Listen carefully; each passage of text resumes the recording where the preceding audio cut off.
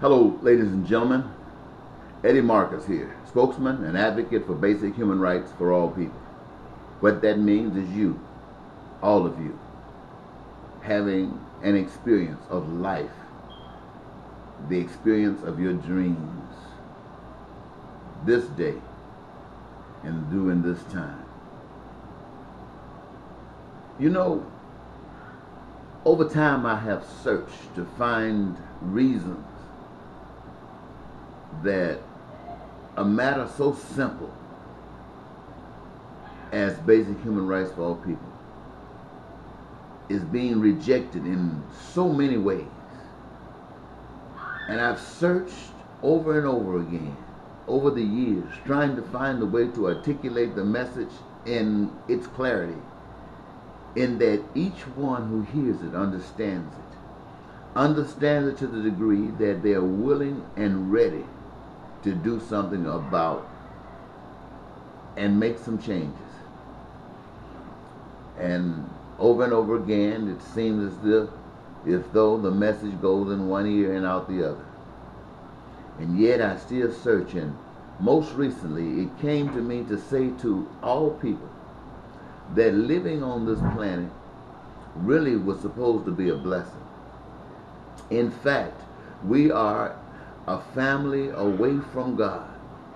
We are distant from the spirit world to a material world. And our purpose is to do here in this material world the same as it is done in heaven. Each of us have an idea of what heaven is like. None of us, as far as we know, can relate to being in heaven and being here in the way that is absent of the teachings that we've been given. And yet, all across the globe, that same ideology about heaven persists. And it's probably a good thing, because that is something that comes from within us, deep within us, even if it's nothing but a hope.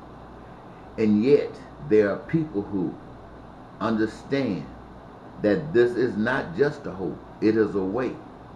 But how do you articulate that? I would say to you, on this planet, in America, if we live the way that reflects that heaven that we all want, we would have to do it in such a way that is reflective of the spirit of life. It is the seed, it is the stuff that's planted. And that's what we must do if we are the seed. And yet, there are others who have been taught a different perspective. They don't believe in the heavenly way of doing things. They believe in doing things their way. And that's what people who say they love God are in the midst of today. Those who say they love God and those who do not care about God. And when I say they do not care about God, it doesn't reflect in any thought that they don't recognize God. It's just that they're not going to give you your due, not willfully. And so you are in the midst of societies, you are in the midst of people, organizations, governments, systems that wants to defy God. Now, these are the people who want to defy God by not blessing people and having things the heavenly way. And these are the people who wanted to do it the heavenly way. How do you do it? You don't do it by joining forces. In fact, what is happening today is that those who have said that they were not going to go the way of heaven, and they have said, because so many of you talk about heaven, believe in heaven, they will give you a measure of your due. And over time, even at this day and time, they're trying to take that away, so that those who believe that we don't need any other God other than themselves can actually be God, because they own everything. They own everything. And in order for the other people to exist, they got to ride that train. And if you are a Christian person or somebody who loves God, who will not stand up for God and start talking about God and dreaming that the future when you die will give you a chance to go back to God while you follow this here train, that's a deceived person. A deceived person. A deceived person does things out of stupidity and ignorance and all the things negative you can think of. But a person whose eyes are open, know that if you want heavenliness, if you want the things that happen in heaven to happen on earth, you got to do it. And in order to do it, you got to resist anything that's not doing it. So here's the big battle in humanity. Those who want to do what God says and those who are not interested in doing what God says. And there are those who will go to extremes to nullify any efforts by God. And there are those who will go to the extreme to glorify God.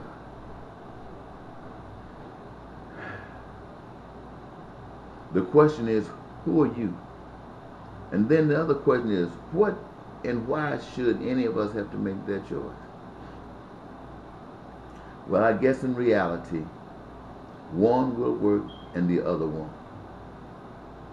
You see, the power that gave us the authority to be here on earth and represent heaven didn't even come with us. Put in our hearts the way we should be. Put in our hearts the attitude that we should have. Put in our hearts and in our spirit to stand for that which is blessing to all men as you yourselves would receive the blessing. Trusting that those who know the truth will stand by it just like that. But there's this other God who says, do it my way, the system way, the government way, the American way, you fill in the blank. They use force. They set rules and regulations to force you to go along with your own destruction and call it democracy. They call it capitalism. They call it the American way. And right here, you have the choice. Do you do that, or do you build something else? Well, you know and I know that if you stand for building something new, and if anybody really paying attention to you, they will, the powers that be, the norm, the system, the government, whoever else is not going God's way, will try to expose you and do anything to make you look ugly. But a man who's beautiful inside can't be made to look ugly. And so I say to you, ladies and gentlemen, this is a great big challenge. This is a great big challenge. Do you love God or not? Do you love God or not? If you love God, you are for the benefit of every man, woman, and child, not only in the United States of America, but all over the world. Do you love God? You want every last one of them to have peace, prosperity, and joy. Do you love God? You want unlimited, unrestricted education for everyone, that they may be better at whatever it is that they've been given to do. Do you love God? You want to make sure that every last one of them have unrestricted health care, and that it is the best health care that America can come up with. Do you love God? And if you do, you want to make sure that everyone who have a dream, who have an ambition, something that they crave to do, to contribute to being in these bodies, in these forms, on this planet in America, on these times, you will make sure that they have the opportunity to do it. Because you know when you put all of that together, you're doing a heavenly thing. You are creating all of the goods, you are creating all of the services, and you're not doing it under pressure of a job. You're doing it under the joy of being who and what you are. And all of the things that you as people have decided that were important to you, that make your life worth living from day to day, to make it easier to do just whatever it is that you want done. You get it done by doing it that way. And yet, the option to that is getting up, hustling on jobs, 40 hours a week, and even more, trying to get a little extra money. It's playing games, it's gambling, it's dog eat dog, according to the system. A legal way. Doesn't make it right. And it's not right. Because in it, even in America, 2% of the population owns a greater portion of whatever it is that is supposed to be valuable to America. And the rest of the people, all of these people have to deal with whatever is left. And all the way down that totem pole, there's a distinction. And people are fighting for those distinctions. Why do you choose to go that way? Because they will let you live if you act ignorant and stupid and care less, hard less. Get on the other side. Let me tell you what happens on the other side. When you are on the other side, yes, what you do is going to go against the system, but that is what it is designed to do. On the other side, these people have not seen God and recognized God the way that you have. And it is your duty, it is your responsibility to exemplify, it is your responsibility to speak in words and in deeds and watch the power of God be. That is your challenge, to prove God here now with your next action against that which would deny it. It might mean you go to prison, but let me tell you something, ladies and gentlemen. There is no joy in prison like a man who's worked for God got him in prison. And let me tell you something else that most folks won't tell you, and I tell you this because I've experienced it. I have been to jail. I have been imprisoned. All because God is so sweet. Meaning, ladies and gentlemen, that the message that I tell you is important enough for me to take the persecution to make sure that you get the message. I want you to get the message. I want you also to know that no price is too high for your liberation. No price is too high for the glory of God to shine on this United States of America. No price is too high. And yet, each price doesn't cause anyone any harm. Isn't that unique? Isn't that fantastic? Now, why do you choose to go the American way? Why not go God's way? I think just to make sure that I'm understood when I make messages like this, and not to get people upset, let me just stick to the phrase, doing it God's way. What is happening in Washington today is doing it un-God way. What is happening in every state, in every city, in every town today is people are trying to do it the un-God way. Everywhere. And things are falling apart, and they still want to divide it even further. When it's so simple for me, and I would hope would be so simple for you, is to do it the God way. Why? Why do it the God way? First of all, everything that exists belongs to God. Without God making it, it is not made.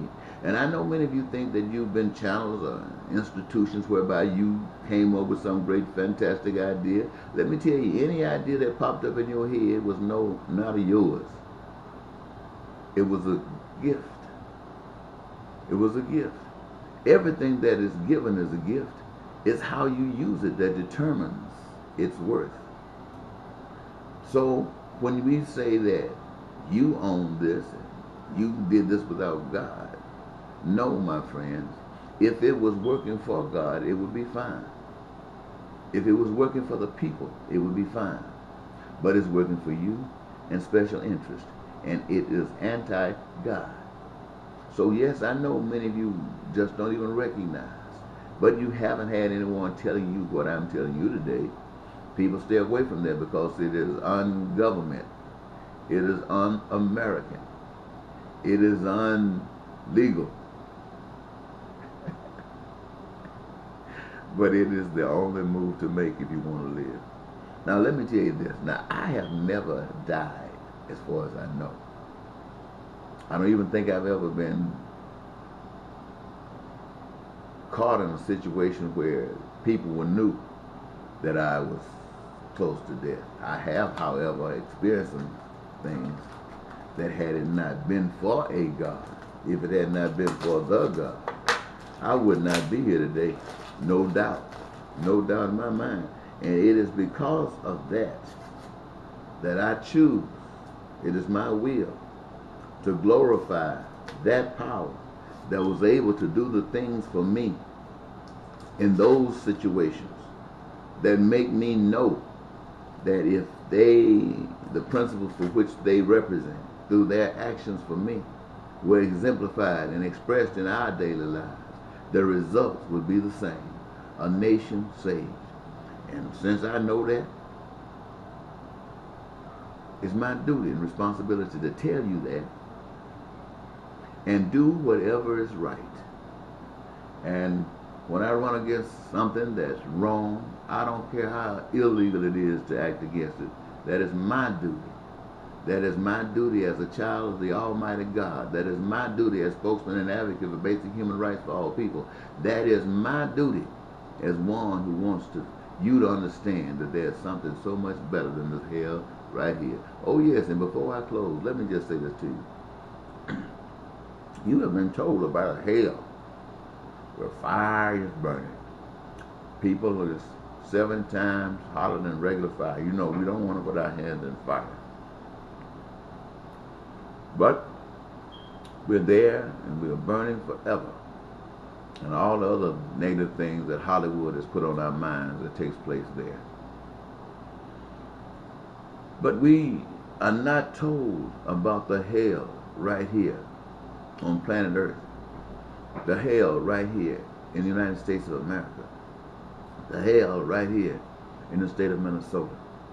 The hell right now here in the city of St. Paul and Woodbury. When people are not living joyously, when people are struggling from paycheck to paycheck and no check to welfare and prostitution and drug trafficking and sex trafficking, all of these things, ladies and gentlemen, all of these things, that's hell. That is hell. Now I know we have taught ourselves that we got to do it, so we got to do whatever to make it, and so we don't, if we are doing it, we justify it and we can't fake it. We just go head on. Some of us might have a conscience that bothers us sometimes, but for the most part, after a while, we get numb to it. And we just call it a way of life. But it is still hell. And it is hell because there's an other side of the coin. And on the other side of the coin is what I just got through telling you about earlier. So I stand for the one that's loving, that blesses every last one of you. And my call and challenge to each of you is to do likewise. So let's change this world and make it a most beautiful place. Make it a most beautiful place for all people. Even those right now who are trying to destroy the image of God, make it a wonderful place for them. Show them that the God that is an unseen, a God that our senses cannot identify except what we happen to experience from those senses to let us know that no doubt there must be a God. And our commitment to that God. That's why when men deserve to be punished, we love them.